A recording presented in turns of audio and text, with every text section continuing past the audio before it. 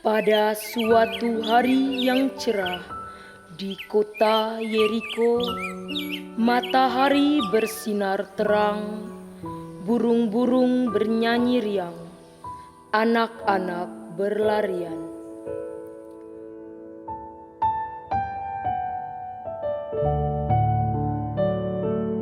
Sakeus melihat orang banyak sedang berkerumun, seolah-olah ada sesuatu hal yang sedang terjadi.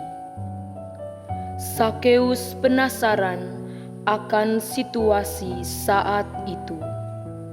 Rasa ingin tahunya bergejolak dan bergema. Apa ya? Ada apa ini? Ada apa ya?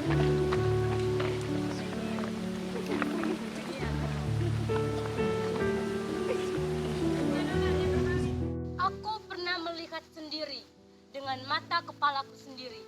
Yesus itu menyembuhkan orang kusta. Apa? Orang kusta? Bukankah penyakit itu sampai sekarang tidak ada obatnya? Makanya aku sendiri sampai takjub dibuatnya. Yesus ini cuma mengulurkan tangannya seperti ini. Terus dia berkata seperti ini. Aku mau, jadilah engkau sembuh.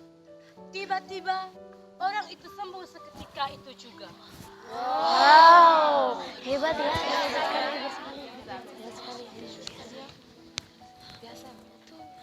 Aku juga. Aku pernah hadir di sebuah rumah yang penuh sesak dengan orang-orang sembuh yang mau melihat Yesus. Tiba-tiba atapnya dibongkar orang. Kami semua terkejut. Lalu tiba-tiba dari atas atap yang bolong itu ada tempat tidur turun. Dan di dalamnya ada orang yang lumpuh. Yesus itu hanya berkata seperti ini. Bangunlah, angkatlah tempat tidur. Lalu seketika itu juga orang lumpuh itu sembuh. Wah,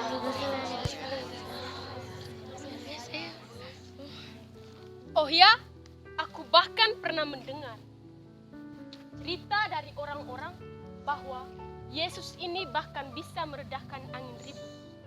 Cuma dengan satu kalimat saja. Diam, tenanglah. Tiba-tiba saja air dan angin yang mengamuk menjadi reda dan danau Galilea menjadi tenang.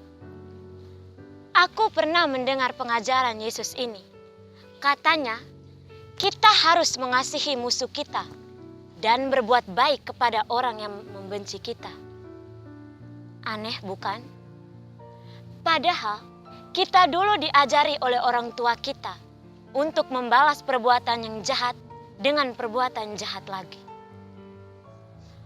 Orang seperti apakah Yesus ini? Dia bisa menyembuhkan orang sakit, melakukan hal-hal yang dahsyat, tetapi selalu mengajarkan kelemah lembutan. Aku jadi penasaran dengan orang ini. Aku mendengar kabar bahwa hari ini Yesus akan melintasi kota kita ini. Oh ya? Mari kita bersiap-siap untuk melihat Yesus.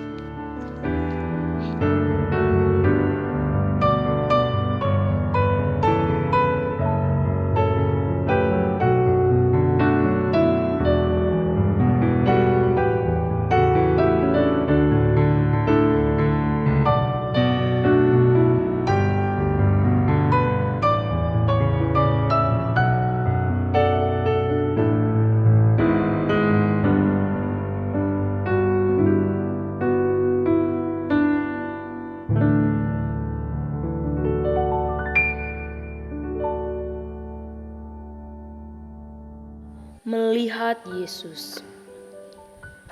Alangkah sedih hatinya. Dia ingin sekali melihat Yesus yang katanya orang-orang adalah orang yang hebat. Apalagi yang dapat dilakukannya. Sakeus memutuskan untuk pulang saja. Sakeus kemudian berbalik dan dia melihat sebatang pohon ara tepat di samping jalan yang akan dilewati Yesus. Sakeus mendapatkan ide yang brilian. Dia segera berlari dan memanjat pohon ara itu. Dia tidak peduli lagi kalau orang-orang menertawakan tingkahnya. Pasti saat itu dia kelihatan seperti seorang anak kecil. Tapi dia tidak peduli. Yang penting dia mau melihat Yesus. Aduh, ternyata pohon ara ini tinggi juga ya.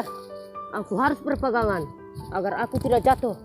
Kalau aku jatuh, aku bisa ditertawai oleh orang banyak. Di mana ya Yesus itu? Tiba-tiba terdengar suara.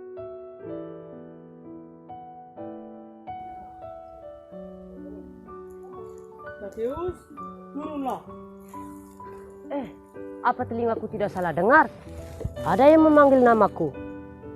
Sakeus, turunlah. Hari Iya. ini aku harus makan di rumahmu.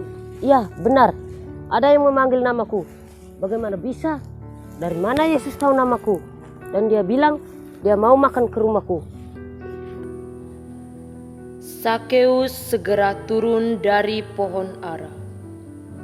Dan ketika kakinya sudah sampai di tanah, dia segera melompat-lompat kegirangan. Mungkin dia sampai menari-nari saking senangnya. Lalu dia segera membawa Yesus ke rumahnya dengan sukacita. Tetapi orang-orang banyak itu tidak senang. Lalu mereka mulai bersungut-sungut. Apa? Sakeus itu kan orang berdosa. Sakeus itu kan selalu berlaku curang terhadap orang-orang kita. Dia sering menarik uang yang banyak untuk dimasukkan ke dalam kantongnya sendiri. Aneh sekali ya Yesus itu. Kok dia mau menumpang di rumah orang yang berdosa? Sakeus tentu saja tahu dan mendengar bahwa orang-orang itu sedang membicarakan tentang dirinya. Sehingga dia mengatakan hal seperti ini. Tuhan, setengah dari milikku ini akan kuberikan kepada orang miskin. Dan sekiranya ada sesuatu yang telah kuperas dari seseorang, dan akan kukembalikan 4 kali lipat.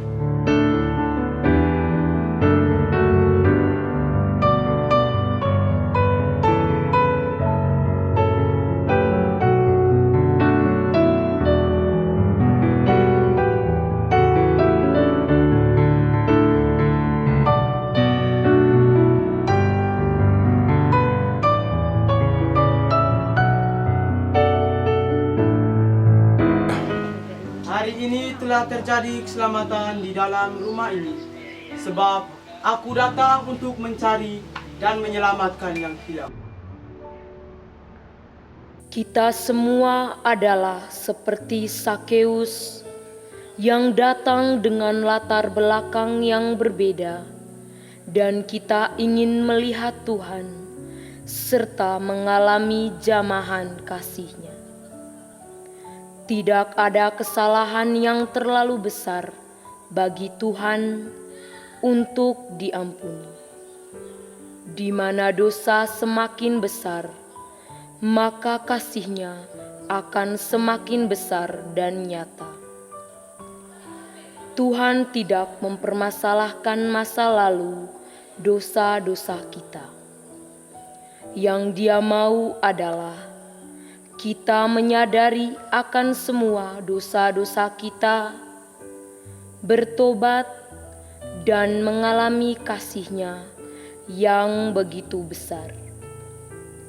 Kasih yang sempurna, kasih yang bukan dari dunia ini, yang dapat merubah segalanya.